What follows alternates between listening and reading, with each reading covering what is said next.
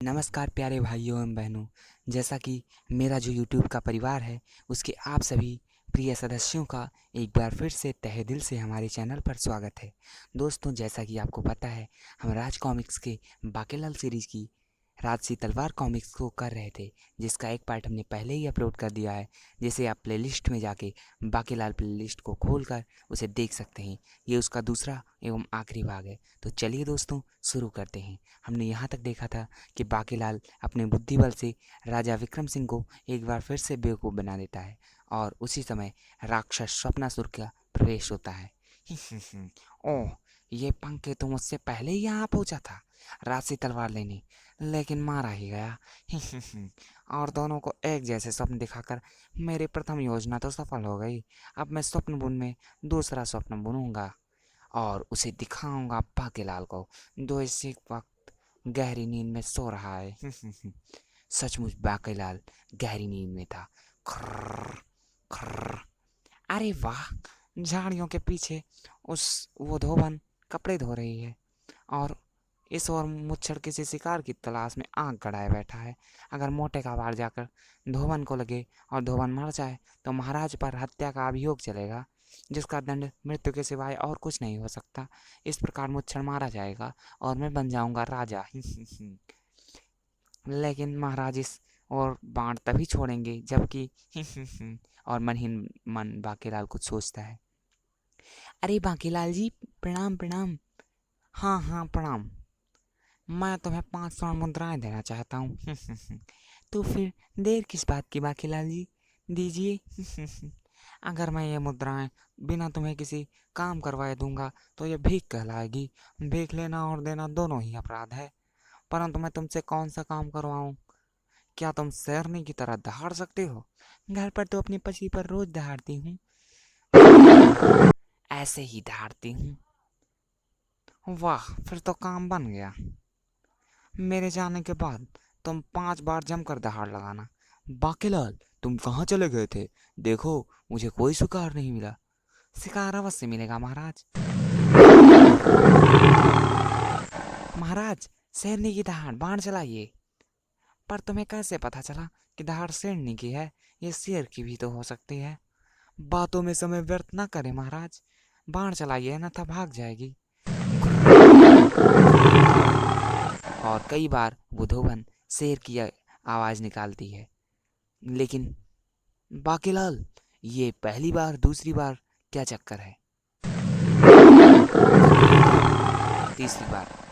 ओफो महाराज, आप बस तीर चलाइए। गुर।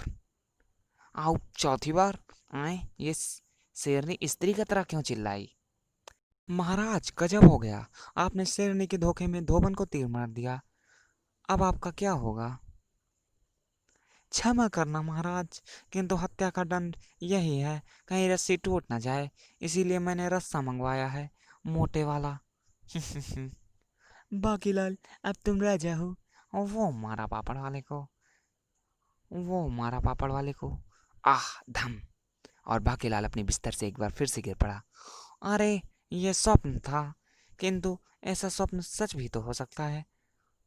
उसके लिए सबसे पहले मुझे महाराज को शिकार के लिए तैयार करना पड़ेगा, और जल्दी ही। महाराज शिकार पर जाने के लिए तैयार हो गए। अब मैं चलूं ऐसी जगह की तलाश में जहाँ कोई धोबन वस्त्र धो रही हो। मिल गई वो जगह, और ये तो मुझे स्वप्न वाली धोबन ही लग रही है। थप थप कपड़े धो रही थी धोबन। महाराज को तुरंत यहाँ लेकर आता हूँ, शीघ्र ही।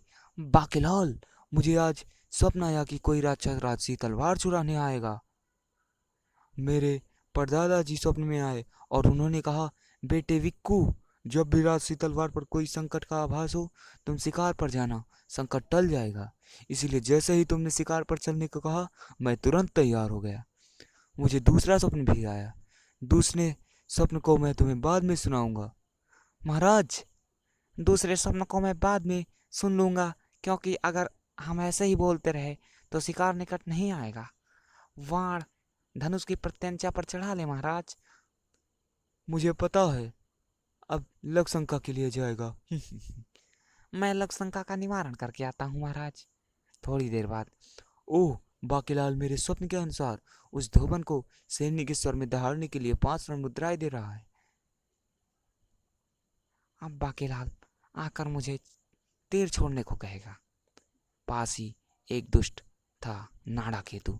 राजसी तलवार मुझे प्राप्त करनी है, जो कि मेरे लिए बहुत आवश्यक है।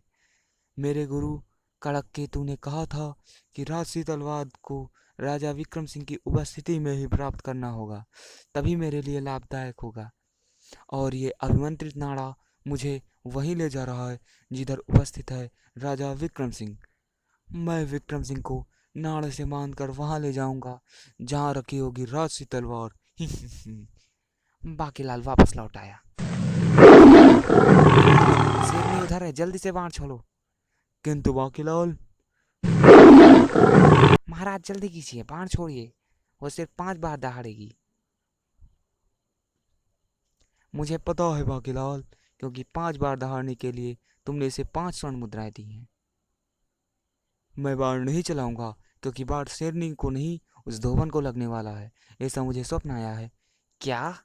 इस मच्छर को मेरा यह स्वप्न भी दिखाई पड़ गया, परंतु कैसे? धोबन 3 बार दहाड़ चुकी है, 2 और बार दहाड़ेगी। मोटे से पहले ही मुझे मोटे के हाथों से बाण चलवाना है, चाहे जबरदस्ती। कुर्र, वो मारा पापड़ वाले को, बाण धोबन को लग गया। आह! बाकीलाल, मुझे तुमसे ऐसी आशा नहीं थी। धोबन की हत्या में फांसी की सजा मुझे नहीं, तुम्हें होगी। मोटे, तेरी बात का विश्वास कौन करेगा? तभी, बाकीलाल जी जल्दी आइए। आए, ये धोबन तो जिंदा है, तो फिर तीर किसे लगा? वो देखिए बाकीलाल जी, तीर राक्षस को लगा है। आह! वो ये राक्षस तीर और धोबन के बीच में कहाँ से आ गया? राजा विक्रम, राजसी तलवार लेने आया था मैं, लेकिन तूने मेरे नाड़ा बांधने के लिए स्थल को तीर से बांध डाला और ये मेरी जान इसी स्थन पर ली। और बाकीलाल, मैं समझा कि तुम मुझे फांसी पर चढ़ाना चाहते हो। हम दोनों को एक जैसे स्वप्न कैसे आ गए? तभी फंस गया लीचड़ मेरे पास में। अरे, तू भी फंस गया बाकीलाल, चलो कोई बात नहीं। अब ये कौन आ मरा? लाल, मैं हूँ सपनासुर। मैं ही तुम्हें और विक्रम सिंह को एक जैसे स्वप्न दिखा रहा था, क्योंकि तुम दोनों के हाथों 2 राक्षसों की मृत्यु के पश्चात मेरे हाथों में राजसी तलवार उखाड़ने के लिए मिल जानी थी ढेंचू शक्ति, जो कि मुझे अब मिल चुकी है। दरअसल हम तीनों राक्षसों में राजसी तलवार लाने की होड़ लगी है। जो ये तलवार लाएगा वही बनेगा राक्षस लोक का राजा। अब मैं तुम्हें सीधे राजसी तलवार के पास ले चलूंगा, क्योंकि राजसी तलवार राजा की मौजूदगी में ही उखाड़ी जा सकती है। बाकीलाल, अगर राजसी तलवार उखड़ गई तो मेरी पत्नी स्वर्णलता की मृत्यु हो जाएगी। मुझे राजगुरु ने ऐसा ही बताया है। तो फिर अब कुछ नहीं हो सकता महाराज।